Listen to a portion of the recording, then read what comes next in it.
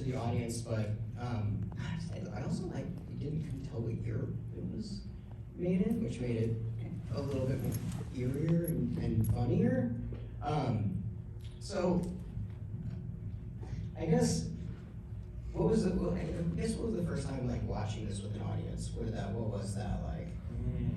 Oh man, I'm trying to remember when that was because it feels like we've been like taking it around now for at least like a year, or I mean the whole festival thing. I think probably the first time was Fantasia. We premiered there in Montreal in 2023 July, and it was wild. I mean, it's wild to see it with like a group of people. I remember when I first had a show like my parents. And that was weird because you're like, you know, my brother-in-law just watched it. Not brother-in-law, I guess I'm not married. Whoa, that was so weird. I don't know why I said that, but he's kind of like my brother-in-law. But he watched it in Denver the other day, and he was like, it's so wild to watch you just kind of, you know, because there's some stuff in the movie. I always wonder about that. I'm always like, if an actor or an actress does like a nude scene, I'm like, do they see this with their family? I know. Like I'm always so interested to know how a family's reception of the art is taken. Yeah. So was he just like, that's... Because my mom and dad like loved it, but you know, I don't try to be in the room in those scenes when you're like showing it for the first time on a laptop. You're like, hey, look, we did this, we cut this together, but they really liked it. This is my movie mom and dad, really. At this point, they like it. Your real family, though. That's true. We definitely. Mark, our director, had to make a special cut for my daughter. Some of you guys know my daughter. Her brother, my son, said, you cannot show it, her name is Morgan, you cannot show it to Morgan unless you cut a couple of scenes. And so Mark actually did that. Did you know that? Oh yeah. Just, which scenes? I mean, I think Tell them which scenes and why. okay, so somehow this has never come up. Go for it. Should I go for it? Yeah, I think I know what you're talking about. I mean, there's some crazy stuff in the movie. Yeah. Go for it. Okay, all right. You know, you're always asked to give anecdotes about movies, and usually it happened so long ago you can't remember, or it just seemed like you just went to work and nothing happened. But that was not this movie. There's a million anecdotes, right? So Mark, in order to do the flashbacks, you know, the stuff with kids when our kids were little, he said, I'll digitize your family videos and stuff for you. Because then I can use them in the movie. I was like, great, free digitizing. I don't have to send it away in that legacy box and pay millions of dollars. So I gave him a bunch of stuff. Just threw a bunch of stuff in there, some external drives and videotapes and things. And one thing that was marked, do not watch.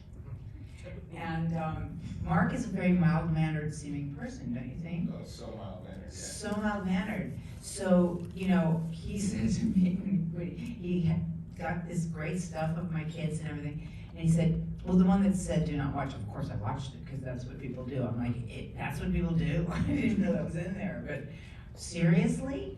And he said, yeah, so can I use it in the movie? And I had to rack my brain to think of what it might be. And I said, because I love him, sure. You didn't ask what it was? I didn't ask what it was, but because of his hesitation, I kind of figured it out. And of course, and anyway, it's in the movie. It's very brief. It's a little flashback thing that happens. And it looks like it could be anybody, but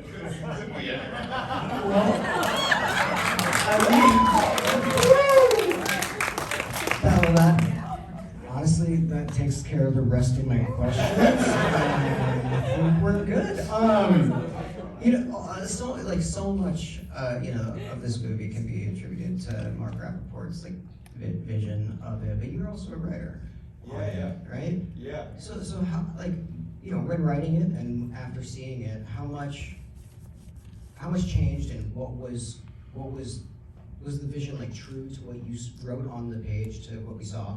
Yeah, it's interesting because, you know, when I met Mark, that was the first time that, like, I had written some things, but like for me, writing writing with him was always like an extension of acting. So whenever we start, he's always kind of like, what kind of character do you want to play? And then like I'm looking at the character and he's looking at the story as a whole, but we're kind of like mixing, and sometimes like it's, you know, like it's like, I don't know, I'm not a jazz musician, but you feel like it's like jazz where you're like, oh, I start playing a note, I'm like, oh, I kind of like how this sounds, and then I don't know, I don't know much about jazz, I like Miles Davis,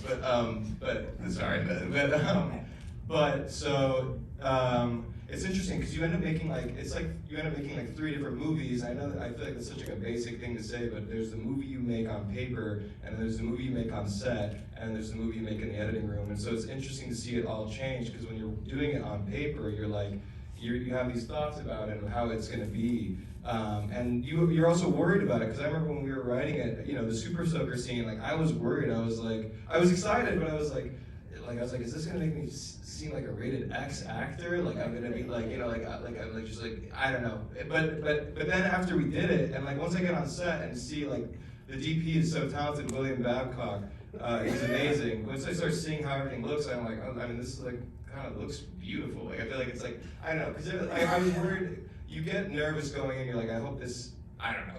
But you end up. Am I answering? Yeah, like it's a just broken like, carnival ride. did it look like when you know, when we read something on paper and we're like, okay, the best example I'm gonna give is because the only book I've ever read was Harry Potter. Yeah. Right? I've never read another book. Yeah, good, great book. Yeah, but like, so when I saw the movie, I was like, oh, this looks exactly like how I imagined it, if not better. And so like when you were writing it down, did this film look like what it did in your head when you were writing it? I think so, yeah. And I mean, like, there was a time, okay, like, even, like, visually, like, there was a time where I was imagining it even, like, in color, and it's, like, 90s, and it's, like, you know, weird, and, but, like, then somehow we also landed on, and I guess we also landed on, like, black and white, because there's something about black and white where it almost just makes everything feel so much more serious than it is. And so it's, like, even though you have, like, I don't know, because I think if it was in color, it'd just be so much like funnier. Not saying it's like not funny, it is funny. It's a comedy, but I think like the black and white makes you feel like, am I supposed to laugh? Because it's like framed like a drama almost. I think that's a really, really smart answer. Am I supposed to laugh part especially? Yeah. You know, I got, as soon as 5 minutes in, it felt natural for it to be black and white, and I think putting it in, I think you guys nailed it, and I'm happy you made that stylistic choice. Like, you know, you're talking about like a couple of scenes that were maybe, you're like, oh, this is gonna be rough to do. Is there any in particular that you guys all were like a little bit nervous about? Well, he wasn't there. When you were But- watching it, Eric, when you were watching it doing the narration, because like, you were really new to it then, was there anything where you thought, did they go too far? Oh no, this movie is a complete definition of human misunderstanding. It's great. Well, you have some incredibly horny lines. You got to speak from everybody's perspective, which was really interesting, and including like your own at some points. Yeah, the narrator's on the outside looking in, and everybody else on the inside looking out, and so he has an advantage, you know. And did you see the movie prior to recording, or did you record prior? I saw parts of it prior to recording. I didn't see the whole thing, and I saw the whole thing as I recorded, and I was just thrilled. All 3 performances are, for my money, just as an audience, perfect. But the one that blew me away was my wifey, because she's not this person she was playing. My favorite person in the movie was the baby. Mark's mom, fun fact, we couldn't find a baby for the ending, and we were just shooting in State College, Pennsylvania, and Mark's mom was at a Red Lobster, and there was just like a family sitting with a baby, and she like went up to as it happens, you know, and you know they were all eating the biscuits, and she was like, "Do you want to be in the pictures?" And but she didn't say it like that. She was like, "Hey, we're filming a movie. You have a really cute baby. Does your baby want to be in a movie?" And then they were like, "This person is really scary." Yeah, I can imagine. Did you have bleached? I had bleached I was bleached, and the mother at the time told me I looked malnourished, and she was like worried about me on set. But that was sweet of her, I think. But I don't know for sure. But I'm not always bleached, by the way. We actually just finished filming our our next feature called Godhead, and that's why, if you're wondering why I look kind of like a Called what? God what? Godhead. Yeah. But if you're wondering why I kind of look like an Oompa Loompa that's maybe directed by Todd Phillips or something. It's like there was like an origin story for Oompa Loompas. I mean, Everyone's like, look, what is he here's saying? the thing. You meet people, and especially living here, and you're like, oh yeah, that person is, and you guys all like give actor, if that makes sense. Oh, thank you. Right? Like, it I doesn't, like it doesn't feel weird. Oh, thank to have you. that.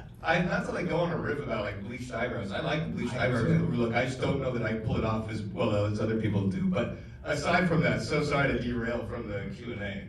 No, I'm more than happy. This is why you guys, why I did it. I mean, I could do this for a long time, so I don't know how long everybody can stay. But you guys work with production company. I'm reading my phone just because it's 2025. Normally we'd have clearance, you know. Yeah. You guys worked with production company Rough House Films, which was founded by the great Jody Hill, Danny McBride, and David Gordon Green. What sort of involvement did Rough House have in shaping the film, or were they like, hey, this is chill. You guys go do this thing. They were kind of mixed. It's interesting. So what's cool is they had already known Rough House prior because Eric did the Righteous Gemstones with them, and they had a good relationship with them. And then kind of without even them knowing, somehow Rough House got involved via Mark's manager at the time. And Julian Lewiczka, our producer, saw it, he loved it, and he brought it to David Gordon Green, and he's like, I think you should check this out. And David said that his two favorite movies of the year were Top Gun and Hippo. But he was very, very nice, and he was he very much fostered it as a filmmaker would, and he didn't give any crazy notes or anything, or say change this, change that, or he was you guys decide. He had a few little ideas, okay, maybe the Darwin scene, I think originally was 10 minutes longer even or something. He's maybe cut a little bit of it, but other than that, he was you do your thing ultimately. But they were very helpful, and they were just very passionate about the movie from the very beginning, and they've just been super helpful ever since. They're all very lovely. Yeah, I mean, speaking of that scene and your character in particular, was you wrote this character for yourself, and I've high school with several kids that were very much in line with that, where they're funny but on the verge of being scary all the time. And when writing that character, some of my favorite characters ever have been made from just a guy, just some guy. And when you were writing this person, when you were writing Hippo, was any of that drawn from real life or real life experiences? Yeah, I mean, partially. I think that. Yeah, that's the thing. Is I think everyone, especially growing up in America in particular, you end up going to school with a number of weird white kids that are kind of that way, where it's there's something off about them. Yeah, they like to put frogs in microwaves. Well, and I just met someone in Charleston, for instance, and he said that he had a neighbor that growing up that was a ton like Hippo, and over the fence he would he had a bow and arrow, and he would try to shoot his dog, and and crazy kid, and also was Mormon. Not that has any correlation, but yeah, there's and I actually grew up Mormon. I'm not anymore, but I do think also there's that arrested development thing, because you come from being so sheltered, and so, but I think there's a bit of all of that, because I think that's also the other thing is it's the growing up with the internet while being sheltered, and maybe having a mother that means well but is too nurturing, and so it's all about the son, it's all about this crazy psychotic man that's but when in reality the movie could be called Buttercup, but you're and I think that's part of the joke of it all, is that it's called Hippo, even though it's it's she's the real hero at the end of the day, but he gets all the attention. Yeah. I didn't even think about it like that. Like, Yeah, you're yeah. open and speaking of your mother in the movie, like what did Eliza bring to when you were writing this? Like what did she bring to this? Because I think that perfectly casted, like incredible. Well, and I want you to speak on this, but we did a short film before this called Andronicus that is kind of like a spiritual like prequel in a way to Hippo, but we were like, they played my parents in it, and ever since working with them, we were like, oh, we want to work with them again and again. So when we were writing it, we knew already that like we wanted her to play the mom, and she just brings such, it's so effortless, where it's like it feels like that like slight like neuroticism the mother has. It's like I just don't know how to describe it, but I've said this a few times, but like my favorite line in the whole movie is when she's looking out the window and she's like, nobody's gonna believe me, but I know, and she's like the UFO flies by. I mean that's the point in the movie where you start to like you're really like, oh, this is a strange family. Yeah. It's like really a that weird group. pinpoint that right there. Like Yeah. something happened. It's a strange thing. And the way she does it, it's just like it's the perfect amount, because it's like you're like she really means it, and like that she's like also like okay with people not believing her that like the UFO. I don't know. There's something about it where it's like I don't know. But like but how did you? Yeah, I started like talking to skill. I want you to talk about this. Well, I mean, there is a point when my character says, well, we don't even have to go beyond our yard, and you do. It has a little bit of the feeling of Room, which I read as a book and then saw as a film. There isn't an isolation, and is this what happens if people are not connected in a genuine way with the outside world? But it was acting is hard but simple. And simple is different than easy. So the track that I got on very quickly, and I think partly it's because of our prior relationship, was just love him. Just, he needs acknowledgement and support, unconditional love. And to me, you were my baby. And so it didn't even matter. My responses to you had to do with what you wanted and making sure to give you what you wanted, and that was it. I didn't judge what you wanted.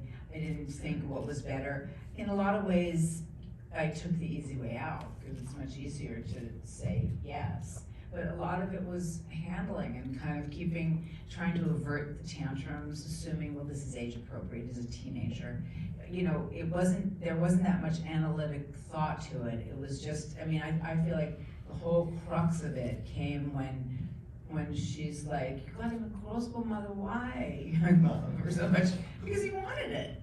And that's very simple. And I have sons. Some of you guys are friends with him, and you've known him for a long time. And he's an artist, and he's therefore pretty high strung, very temperamental. He can be very mellow, and people know him very differently from how I know him. I stayed a teenager with my mother for her whole life. And she also was an artist, and I'm an artist, and so I never grew out of yelling at her and stuff. And I feel like we were just an exaggerated version of Keaton and me. He saw the movie and he didn't notice that at all. His sister will. When she sees it, she goes, "Oh, that's you and my brother.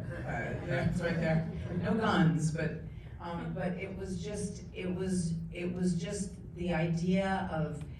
If you deny your child and then their feelings are hurt or they feel somehow disapproved of, I would never be able to get over that. So I just had to just completely love you. And somehow did it in a comedic way. You wrapped it in like a comedic bow. Some of my favorite parts of the movie were your guys' interactions, like your outbursts. Yeah, I think at first people, because we were in here for a lot of the time that you guys were watching, and I think at first people go, oh my God, he's so abusive, and so they're not sure that they can laugh, but then once you get used to the character, to the Hippo character, and the tangents that you go off on, and your misguided information, where you're absolutely, the whole thing about, well, I think they started World War I or whatever, which is even great because there was actually a Friends episode about what was World War I? Does anybody know? It's like nobody, you can ask a bunch of people and they'll just sit there going, oh yeah, who's even in it, right? But Hippo's an authority on everything and completely wrong all the time. And so that was, so at first you're like, oh my God, you know, this shot, what's gonna happen? And then you realize that you have to go off on these tangents with him, and it's hilarious. Was any of your outbursts improvised at all? I think there was some. I think it was like I remember like the birthday cake scene. There was like a number of like saying stuff like can't keep up with this bullshit and things where it's like where it's like I think there was like little things like that where it's like little bits of dialogue or like but a lot of it was already also in the script. Darwin, the actor who played Darwin, Jesse Pimentel, he did a lot of improvisation that I was like dying at. Wendy's was The Wendy's was improvised. He's like, Which is a great line. Which is such a great line, and like, I actually kind of like Wendy's. Like, I like their spicy nuggets and barbecue sauce. Potatoes, it's like the only healthy thing you Yeah, it is slander. They do. Like, they're kind They of have good. It's not like dollar baked potato. Yeah. Which, by the way, Wendy's has a baked potato. Like, if you really want, you could get the 5 for $5 bag. But it's like, but so I like Wendy's. But so Jesse comes in, he brings all this stuff that's like not on the page, and he's like going on about like rest stops and how they used to make them when there was like a bigger gap in the bathroom stalls. And so this is stuff that we like did not write. And it was just like, it was so hard to like keep a straight face. And so I was like dying and like crying. And it was like a night shoot where it's like everything's even funnier. And so I remember there was a point where like they like made me leave the room and make him like act to like an empty space because I just was laughing. But so that was fun. But yeah, a lot of improvisation came from him. Yeah, but also there were a few things that the reactions were genuine, but we also had, you know, it's not a high budget film, so if he's gonna do that to the cake, somebody at a certain point is gonna be like, we only have one cake or two cakes, right? Yeah. So whatever you do, you gotta. Well, it's so fun to grab a cake like that because it like gets in your fingernails and like it doesn't come out, and it's like yeah. No, you're right. Yeah. But I mean, he drank milk mixed with. Can I say, by the way, sorry, this is like, we're getting on like a tangent here, but the Mountain Dew and milk, I want to first mention, that was real 1999 Mountain Dew from eBay. Second of all, it's actually kind of good. The Mountain Dew and milk, we mixed it, we did that in like one shot, and it was, it's like, you know, I've heard people will mix, I don't do this, I've heard that people will make Pilk, which is Pepsi and milk. I don't know how many people do this, but I've heard about it, and so like at least a number of people are doing it. It might be like actually, speaking of Mormons, I think there is like in Utah. It's gotta be a Mormon thing. Yeah. It's gotta be a Mormon thing. Speaking of Mormon, if you guys go over to Fred 62 or something, if you've been to the movie theater here, they're open till 2 in the morning, you get a 10% discount. I promised that I would tell you. You probably they'll do Mountain Dew milk for you. I looked for the cut, and I was like, when are they gonna no cut? You did it.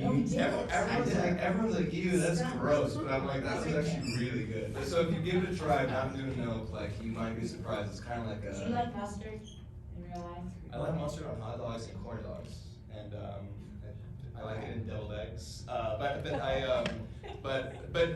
that Grey Poupon, that was a lot. That was a little mushroom.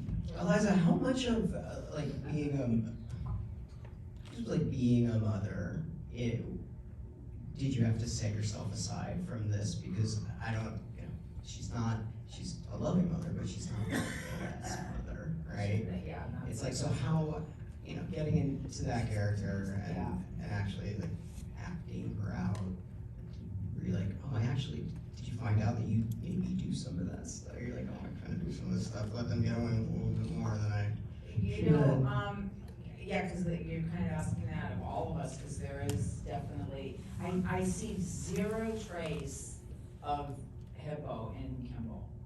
But it came from somewhere. As an actor, I see zero trace of Paul Snyder, in Eric, and he did Star 80. Some of it's just channeling. We don't really know where it comes from. We're all shock absorbers, and we're all picking up everything that's around us.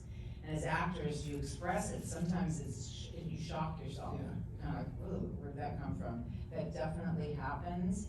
But in this case, I feel like, there was, it was just the consistency of saying, it was kind of taking everything literally and just thinking, like when he says, "What's in this?" And I just give him the ingredients and mustard. Just playing it safe in that way, acknowledging, feeding back everything. And so within the parameters of that, I was only as wrong as he was. So I was only as bad a mother as he was bad a kid. But sure, it was completely scary. These kids were raising themselves. I mean, they reminded me of like Charlie Brown and Muppet Babies, where you only see the parents' feet. There's no one there raising these children. So yeah, but I mean, she did a stint in the hospital. I mean, these kids they were alone. Did you guys have to, was there a point where you guys did have to dial it back a little bit from being too funny? Because, I mean, there's really, really fucking funny parts in this movie. There's no such thing as too funny. It was interesting because I think something that ended up making it, hopefully, I think more funny was that on set we were all trying to play it very seriously. Where it was like on set there was like improv and there was moments that were funny, but I think a lot of it almost like on set felt like a psychological drama. Where then like when we got in the editing room and I saw like I remember being on set. I remember when we first went to go film. Like I was like, okay, this has a bit of like dark comedy in it, but it's like really kind of dark and it's almost like more of like a drama. But like then when we get there, people start telling me like, hey, this is like Napoleon Dynamite. And I was like, what are you talking about? And then like and then it ended up being funnier. And I think it got funnier because we were taking it so seriously. Where was I going with that? I don't know. Answers the question. Because we do a lot of coaching and, the real thing with kids, so. I'm really, for real, like really impressed. Like I'm really like, instantly I was like, he's scary. Like he's a scary guy. And he could not be a nicer person, No.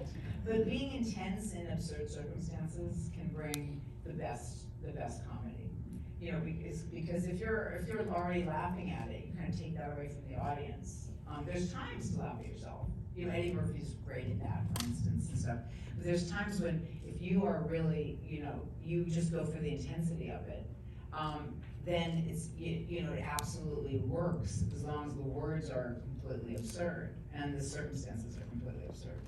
So Eric, you said that you were narrating it as you saw it, or did you do it? Doing some prior or doing some? I saw some highlights of it, like, hey, Eric, watch this scene, but I didn't see the movie until I narrated it. Yeah. Do you think that if you did see it before you narrated it, it would have adjusted how you were? I don't think so. But what was fun about it for me was I was shocked at all three of their portrayals. Wow, this is cool. It was really fun to watch it, and I had to pull back on the narration so I didn't sound excited to be talking. Had to go very flat with it because the narrator can't choose sides, so you have to be very neutral and just tell the story. And such a good extreme effed up story. Yeah, speaking of, you've been in like one or two movies, two or three movies. Like, when something like this comes across, your email or desk, like what makes this stand out as opposed to, I'm sure, the hundreds of scripts that you receive? Well, I don't want to sound You can say I'm in a fraternity and this is my frat house.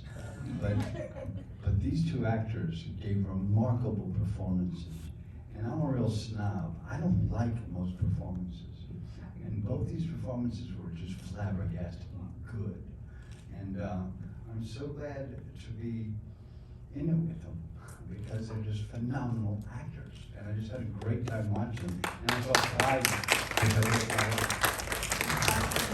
Were you at the studio with us when he did his or were you I feel like I was like in the car nearby. I don't know why the photo was on there. But I saw videos from Mark, and I was like, oh yeah, that's great. Mark, the other thing where there was two other times that he was a little hesitant, asking. So he did the voiceover first. He did the scratch track. I mean, he did the basics of it. And he had said something like, well, Eric can watch the film and listen to mine. Mine is terrible, he said, which it wasn't. And you know, kind of as a guideline. But I think the thing is, Eric didn't really do that. You know, he just didn't have the you know, bandwidth or the concentration. He's like, yeah, whatever, we'll do it on the day. Which I think it was so much better because of that, because it was a genuine storytelling. It was more, you read one book, right? It was more that first time. I've read another one. I know, but it was like that first time you read a book, where you're just like, it's just delicious to you, you know, and the next time you discover new things, but he was going along with the story. It would be like our own internal monologue while watching it, if we were allowed to talk the whole entire time. So there's something incredibly fresh. I've heard Eric do a lot of narrations, and this is the best one he's ever done. First of all, the material is great, of course, but it really was, it was the fact that he was discovering all this as he went along, and making sure to just make clear kind of what was happening. But when Mark asked me about Eric doing it, it was super cute, because, you know, we'd done that movie together, and this time it was, you know, Eric wasn't in it, and, you know, there was nowhere for him to be in it, and then Mark was like, you know, there's a narration on Hippo, because I hadn't probably seen the movie either.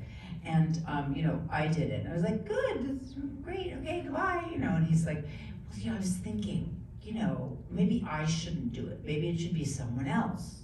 I was like, okay, do you want me to cast this for you? It's like Eric? I mean, I don't, if he has time, I mean, he doesn't have to. I was like, You know, not to sound pompous, but he always wanted me to do the narration. He did. Yeah, I thought so, but he didn't present it that way. He is a silver tongue swindler. Yeah, now I'm gonna do, I wonder if there's like a ASMR Eric Roberts, like go to sleep. Like, yeah, you do have a very, very great voice for narration. I think we're gonna open it up to the audience for some questions. Anybody? I've never been on stage. There's one. Yeah, all right, great movie, thanks for showing this. Been thinking a lot about David Lynch lately, and this has kind of a David Lynch strange feel. Good for you, doesn't it? Yeah. But a couple of things.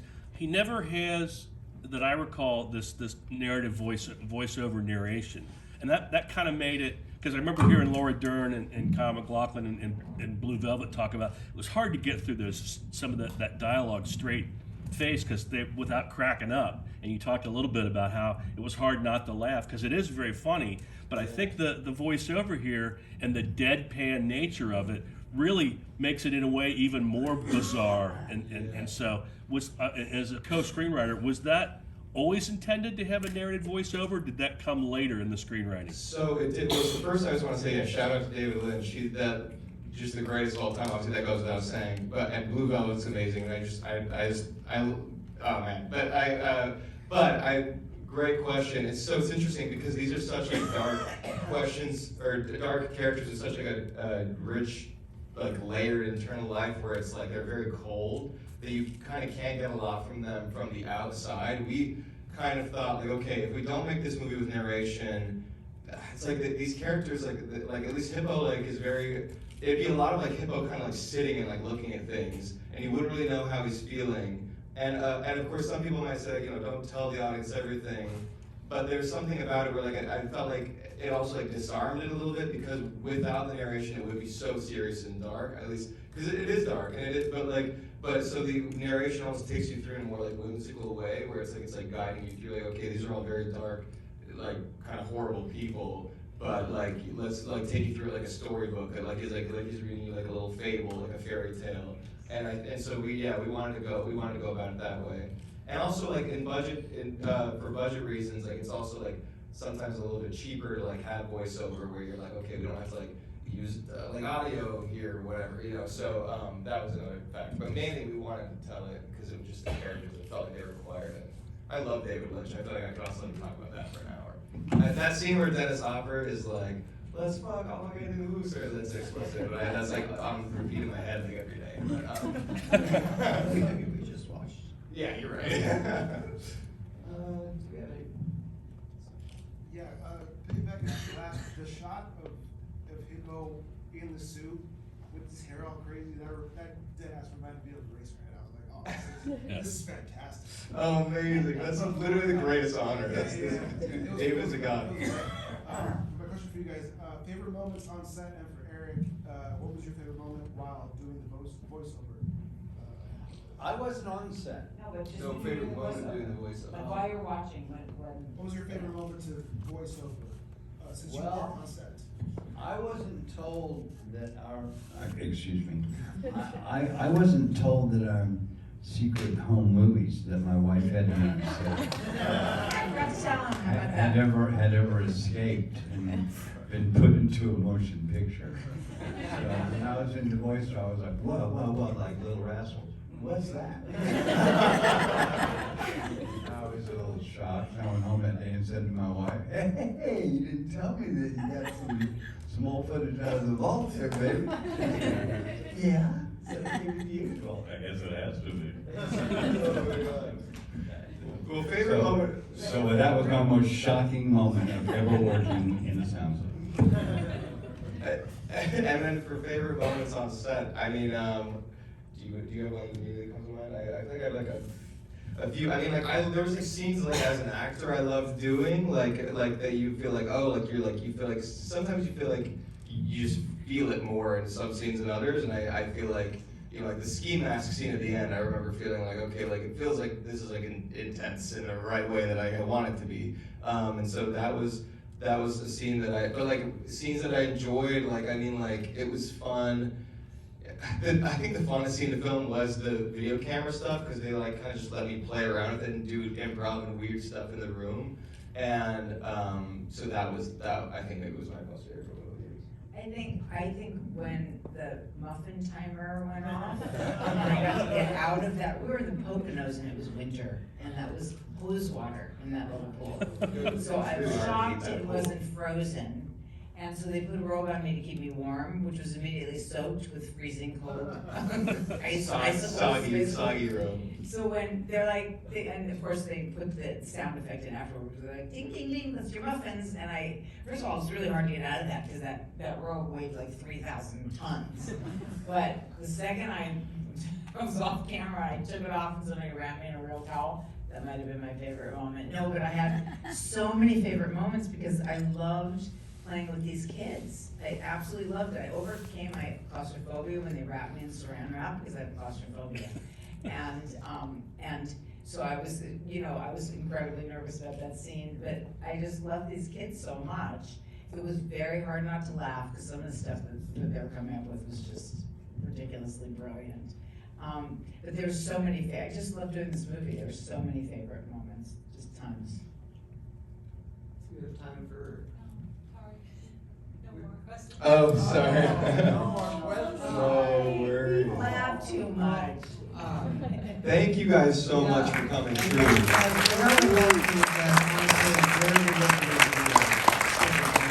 better the second time around. Like I noticed a lot of stuff that I didn't in the first round. So thank you guys for letting me do this, and congratulations on the movie. It's really, really fantastic. Thank you. And truly, thank you so much for coming.